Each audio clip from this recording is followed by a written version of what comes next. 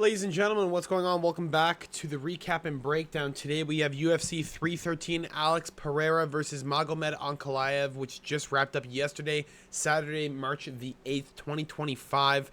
We're going to be going through the entire card. We did have two cancellations on the card. We had Chris Gutierrez and John Castaneda due to John Castaneda illness, and we also had Curtis Blades versus Rizvan Kunyev due to Blades illness. Both these fights were canceled, I believe, the day before the fights. It is what it is. We only had a 10 bout card. We're gonna get right into it right now. I'm not sure why it's not popping up there. There we go. We're gonna start off with the prelims, like I said, and with the main event. Just give a breakdown on each fight that happened, and we're going to start off with the prelim opener of Ozzy Diaz versus Jordan Santos. Now, in my opinion, this was a robbery. I thought Jordan Santos won 29-28. I thought Ozzy Diaz did enough inside of the third round to win the fight, or to win the round, excuse me. He was landing big blows against a Jordan Santos who was just a little bit gassed. I do believe they gave Ozzy Diaz rounds 2 and 3. I don't necessarily agree with that too much, seeing as round 2 was more Jordan Santos landing bigger shots, and he was also it also seemed as if he was showboating a little bit too much, which I mean I thought Santos was landing some pretty good strikes near the end of the round. Ozzy Diaz, you putting it on him a little bit, but I did feel as though Jordan Santos did win the fight. Unfortunately, he did get robbed of a decision. Ozzy Diaz ends up winning as an underdog, and I end up losing my prediction, which isn't necessarily a big deal. But let me tell you, Ozzy Diaz against anyone else at 185 is getting dropped and put out. He just doesn't have the type of boxing you'd expect off of a guy who's 9-3 with, you know, all finishes, aside from the decision that he just won now to gain another win and go 10-3. He doesn't really have very good boxing. He has very minimal power, if any. It seems as though he gasses quite quickly, and it also seems as though he can't really take a shot too well, as Jordan Santos is not really a guy who you look towards for big boxing exchanges, and yet he was still able to tag Ozzy Diaz with really good strikes and bust up the nose and with good jabs and some good strikes. And Santos with really unorthodox strikes, landing hammer fists on the side of the face and stuff, still landing and still hitting up Ozzy Diaz, but ended up losing a split decision, which is wild to me. But anyway, this one's even worse than that one. We have Marion Santos versus Francis Marshall. Now, Marion Santos was a lock of the week for me. I had him by knockout. I thought Francis Marshall, due to his other fights that we've watched of him, the Isaac Dulgarian fight, the William Gomez fight, it seemed as though Marion Santos, after the Con Ofli victory, that he was going to be able to overwhelm Francis Marshall with the boxing. He had very good takedown defense for a guy that doesn't seem to fight very good wrestlers, and Santos was able to keep Marshall off of him. But it was more shocking in that Francis Marshall was able to win on the boxing exchanges. He was able to drop Marion Santos inside of the first round, giving up the round inside of the last couple minutes, or inside of the last minute of the first round. Ends up losing the second round due to just overwhelming pressures from Francis Marshall. Although Francis Marshall is bleeding out of the nose, I thought Francis Marshall won the round. I thought he landed the more impactful strikes. And then we go to the third round, and Marion Santos just isn't really pouring it on as much as he should. He should be getting told in his corner that he's down 2 rounds and that he needs to get a finish. And yet Francis Marshall's still running forward, still putting the pressure on, still looking the fresher fighter through 3. And we get to the scorecards, and you have Bruce Buffer read out a split decision in 30-27 Marshall, 29-28 Santos, and 29-28 for the winner by split decision, Marion Santos. The biggest robbery of the night by far. I don't know how any judge gave it to Santos. I'm not sure how you like do that at all. It doesn't make any sense. Let's just look up the stats for the bout, seeing as I believe Francis Marshall outstruck him by a significant portion. Oh, it seems as though he did not. So that is neglectful on my part. Marion Santos is outlanding him inside of the first and second round with significant strikes, not strikes in and of themselves. He did try attempt more strikes. He did land the good control inside the second and third rounds. He did land 3 takedowns throughout the fight, had 2 minutes 30 seconds of control time. It's just Marion Santos was not landing the bigger strikes. I didn't feel like he won the fight, and anyone else would agree. The entire fucking Reddit was going, I mean, maybe you give him the third round, but I definitely don't give him the first two. It's kind of pathetic. See, this is the MMA decisions. I'm not sure how you give that fight to Marion Santos. It's an absolute distasteful decision. It's the type of decision that ruins guys' careers, and these refs should really be fired for it. We're going to move on next on the prelims. Carlos Leal versus Alex the Great White Morono. And this fight went exactly how I thought it was going to grow. Shockingly, a little bit earlier than expected. I thought it was going to be a round 2 knockout for Carlos Leal. I thought he was going to be able to overwhelm Alex Morono with the boxing, seeing as Leal has a really good chin, and he's just overwhelming in the pressure. He likes to walk forward. He likes to just throw never-ending boxing combinations and just try and tag you with one and try and put you down. Now, Alex Morono never necessarily went down, but he ate some really, really bad strikes from Carlos Leal that just put him on Queer Street for the entire fight. Basically, for 2 minutes fully, Alex Morono was starting to eat some really, really bad shots, and in the last 30 seconds he ate a devastating just combination of strikes from Carlos Leal. It felt like it was a never-ending fucking nightmare for Alex Morono. He never went down to the canvas. He never had his chin cracked, but he did get standing TKO'd by Carlos Leal, and Leal looked fantastic. He looked exactly like how a minus 750 favorite should look. He looks like he has a really, really decent chin at 170. Alex Morono still landing big bombs, big overhands, trying to just get Carlos Leal out of there and try and get the fucking pressure away from him. Try and gain some respect. It just never happened. Alex Morono couldn't land anything, couldn't get anything started, and Carlos Leal just fucking butchered him. And then that adds another first round KO for Carlos Leal. That is now 10 inside of his career, and it's against fucking devastating guys. Like, even Alex Morono in and of himself, he's a cardio guy, man. Like, he can take a cardio, not cardio as in can take the fight long, cardio as in his chin. His chin is ridiculous. He can recover really, really well, even though he's gassed while doing it. And for Carlos Leal to take him out, it's absolutely insane. Now we're gonna move on here to next on the prelims. We're almost on the top of the prelims already. This fight card did go past very quickly. It was only a 4.5-hour fight card. For a numbered card, that's pretty wild. It's usually way longer. We had Bruno the Hulk Ferreira versus Armen Petrosyan. Now, Bruno Ferreira, I had him by knockout on one ticket, and I had him on money line on a couple other tickets. Reason being, Bruno Ferreira as an underdog is a little bit pathetic in my opinion. Even though he is a guy that does gas out inside of the first round, basically, if he doesn't get a first round victory, more likely than not, he's probably not going to get the win. He does still show some good technique inside the later stages of fights.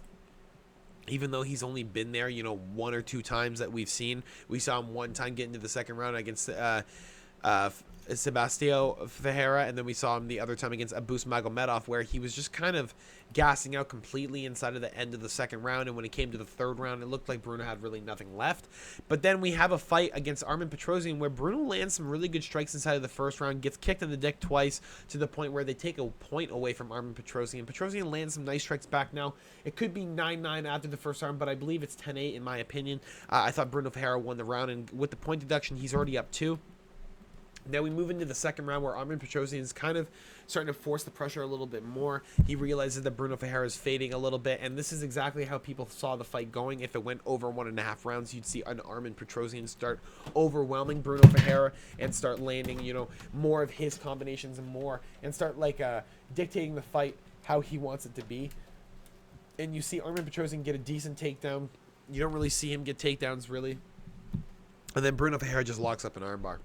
Like, he sits there for too long, allows Bruno Ferreira to just kind of set it up, and then Armen Petrosyan is in a position where he can't really move anymore, and he just gets locked up in this armbar, and he's forced to tap in a position where his arm's about to snap.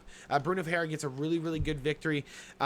In a submission over Armen Petrosyan is really, really impressive. The only guy to submit him ever is Rodolfo Vieira, the black belt hunter, and for Bruno Ferreira to get an armbar submission when so many people are expecting him to get a KO finish is really insane. He was a 10-1 on the submission side, and it's a fantastic win for Ferreira to get, especially at 185. You don't see too many jiu-jitsu wins. You see a lot of knockouts, so it's really, really nice to see something happen.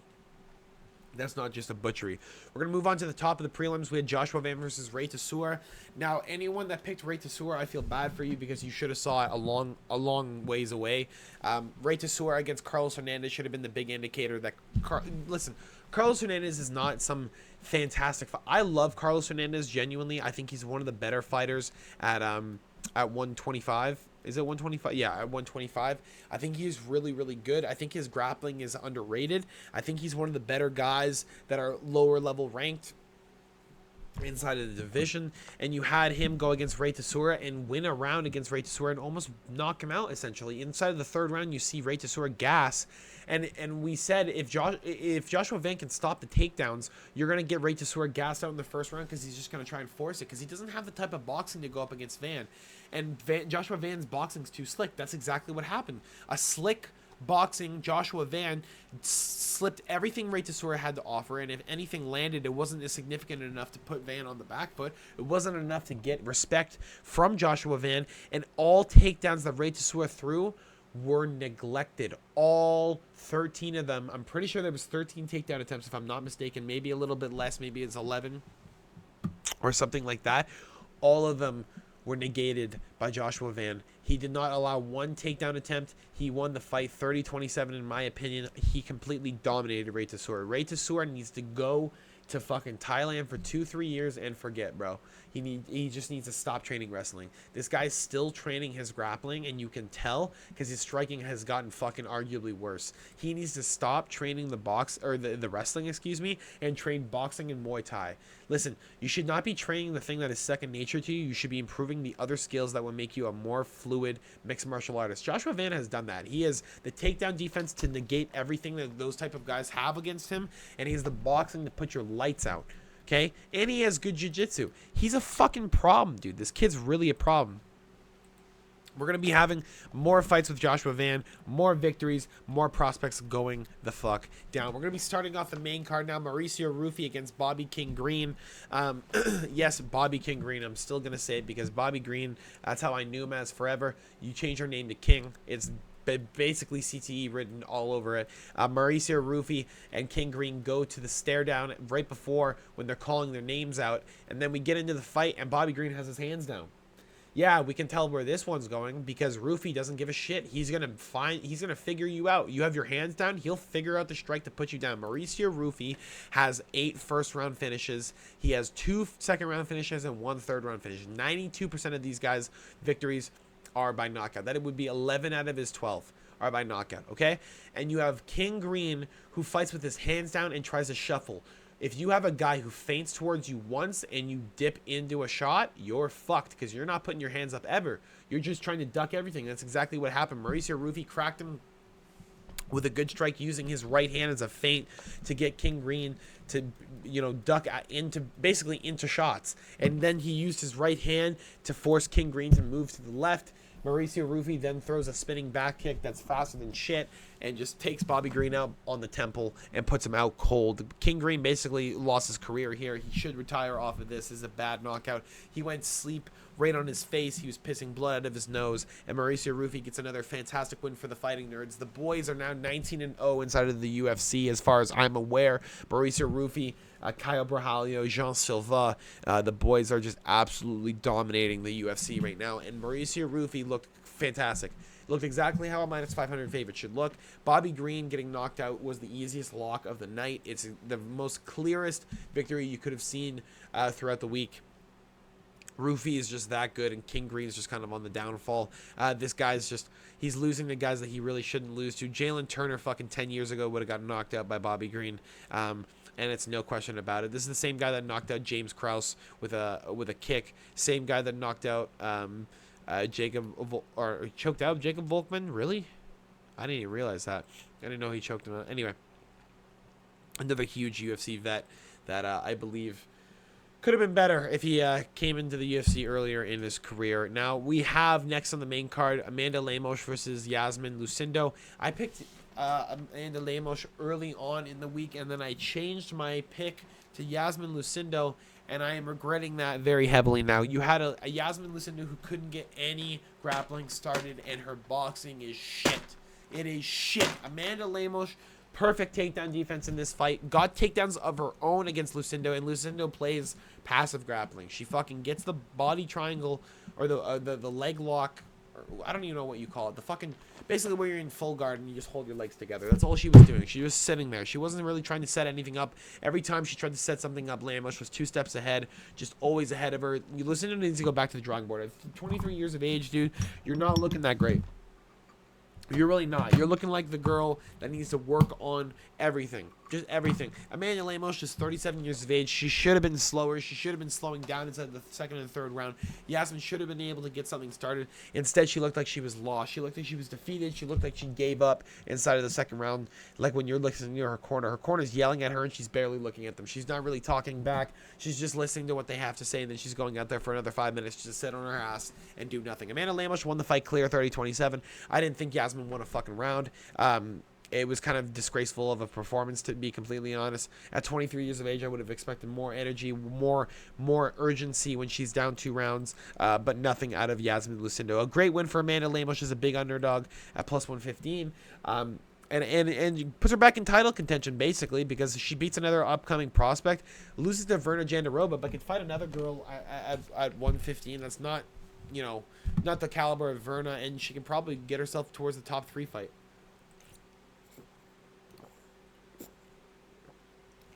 We're going to move on. Next on the main card, Ignacio Bahamondes versus Jalen Turner. Now, I picked Bahamondes very easily. I thought he was just better in the striking. I thought if it really got down to the grappling, Bahamondes is good enough to get back up. I thought he was a perfect pick for this fight. Now, he surprises me. We are striking a little bit.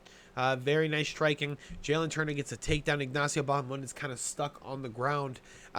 He then swings his legs up in the air. It looks like he's going to try and just roll out of it, and then kind of sits his legs back down and locks his legs behind the head of Jalen Turner. Jalen Turner breaks his arm forward and just basically butchers the position, just allows for Ignacio Bahamondes to basically set up step 7 of a triangle right away. He then gets to step 8 almost instantly, starts pulling on the head. He's on step 9, starts flexing the hips, and it's over. Jalen Turner is stuck in a bad position. He's not going to get out of it. The legs of Ignacio Bahamondes are so fucking long that even if he wanted to get out of it, the pressure's so bad that you can't. You're stuck in a terrible position. You're in a worse and a shitty place. Like there's nothing else you can do. And Jalen Turner is forced to tap. He leaves his gloves inside the octagon and indicates that he is retiring from mixed martial arts. Turner just feels that he's botched too many of these victories, and then he feels that his mixed martial arts career is over at this point. Ignacio Bahamondes does whisper to him and talk to him after the fight, telling him not to give it up. If he needs somewhere to train, he's there. If he needs something ever, he's there. Just ask. And it's very generous from Ignacio Bahamondes, but it's kind of true. Jalen Turner kind of butchered the Renato Moicano fight. He kind of butchered the Dan Hooker fight. Didn't put it on Hooker as much as he should have inside of the 3rd round. Kind of thought he was ahead too much. Kind of butchered the Gamrot fight. And butchers the Ignacio Bahamondes position and allows himself to get put into a triangle. An unfortunate loss for Jalen Turner. A fantastic victory for Ignacio Bahamondes. He gets another awesome win on his record, and he gets fucking even closer to a 155 ranking, man. I'm pretty sure he is ranked with that, because Jalen Turner, as far as I'm aware, is ranked, right? Let's go lightweight UFC. Let's just see what's going on here. Lightweight UFC. Jalen Turner's number 14, man. Ignacio Bahamondes is going to be ranked next week. What a win for Ignacio Bahamondes. Now we get to see some more interesting fights for the young man. Now we're going to go on to the co-main event of the evening. Now this was another easy fucking fight to predict. Justin Gaethje versus Rafael Fiziev. Fiziev basically torched him for the first round, was able to win it, but then you saw Justin Gaethje adapt and just kind of figure out Rafael Fiziev, and Fiziev is just, he's gassed out. He wasn't prepared for this fight. He's on short notice. He's coming off an ACL injury. He's coming off 2 losses, to where one of them is a majority decision loss to Justin Gaethje. He's fighting the dude again, so he already feels like he's going to lose. He's fighting a fight where he's on short notice. He's fighting a fight where he's a favorite, which makes no fucking sense to me. Justin Gaethje should have been the favorite, even though he got knocked out. It doesn't really matter. He's a chin from God. Max Holloway hit him with a perfect strike. And Rafael Fiziev, and he's a great cardio machine. Justin Gaethje is always going to move forward. Now, you saw Gaethje use his wrestling here against Fiziev. Fiziev attempting takedowns, and Gaethje basically just being like, I'll get up, bro. I don't think you know who I am, and just gets up. Just gets a sweep and just gets up. There was no holding Gaethje down. It was never going to happen. Rafael Fiziev loses a decision where I believe it's 29-28 if I'm not mistaken. He wins the first round, loses the next two, and Justin Gaethje gets a fucking huge win, man. I mean, it's unfortunate we didn't get to see a 5-rounder. It was because of the short notice. Dan Hooker was supposed to be fighting, but he did break, I believe, his right hand, and that has since been fixed, so maybe we do get the Dan Hooker fight at some point. But it's unfortunate for Gaethje to have to fight this guy again, really, because it doesn't really raise his stock anymore. You kind of feel like it was going to happen anyway. You kind of feel like Rafael Fiziev was fucked. I didn't really feel like Fiziev was going to be able to do anything too significant. I thought he was just the better, or I thought Gaethje was just the better striker, even though Fiziev is a Muay Thai just absolute king. I just felt like Justin Gaethje, as the fight goes longer and longer, his unorthodox style and his run-up kicks and all this stuff that he swings, all the big wide shots that he swings, meanwhile he's slipping all the other shots. It just seems like it's a bad matchup for Fiziev, and again, it prevails more or less because of the cardio side, because he's on short notice. But again, he does end up winning, even though, and Gaethje does drop Fiziev, I believe, inside that second round and hurt him pretty bad. Next on the card, we have the main event of the evening. If you guys did enjoy this, make sure to drop a like and subscribe if you have not already. We had Magomed Ankalaev versus Alex Pereira. I thought Pereira won rounds 1, 3, and 5. I thought Pereira outstruck him in 1, 3, and 5 from what I saw.